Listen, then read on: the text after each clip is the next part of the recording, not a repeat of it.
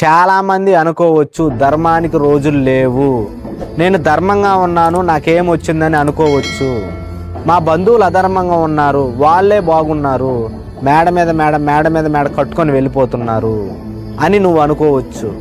కానీ ఒకటి గుర్తుపెట్టుకో, సో అధర్మం పెరుగుతూ ఉంటే భగవంతుడు కావాలని ఉపేక్షిస్తాడు. ఎదగాలి ఎదగాలి ఎదగాలి. సో 1 కోటి రూపాయలు సంపాదించినప్పుడు దెబ్బ కొట్టడం మిత్రమా, 1000 కోట్లు సంపాదించినప్పుడే దెబ్బ కొడతాడు. కింద నుంచి పడితే తగిలే దెబ్బ వేరు, భవనం మీద నుంచి పడితే తగిలే దెబ్బ వేరు.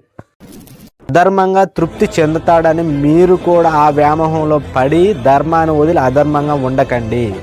అధర్మంగా ఉన్నప్పుడు మనకి తగిలే దెబ్బ వేరు, ధర్మంగా ఉన్నప్పుడు మనకు తగిలే దెబ్బ వేరు. సో నా సజెషన్ ఏంటంటే, ఉన్న 4 రోజులైనా ధర్మంగా నీతిగా నిజాయితీగా బతుకుదాం. అధర్మంగా సంపాదించిన డబ్బు అనేది ఎప్పటికీ నిలవదు, ధర్మంగా కష్టపడి సంపాదించిన డబ్బు అనేది ఎప్పటికైనా నిలబడుతుంది. సో అదే మనకి ప్రశాంతత, హ్యాపీనెస్ ఇస్తుంది. మామ వీడియో అంతా చూసిన తర్వాత మీకు ఏమనిపించిందో కింద కామెంట్ చేయండి. వీడియోస్ మీకు నచ్చినట్లయితే లైక్ చేసి సబ్స్క్రైబ్ చేయండి.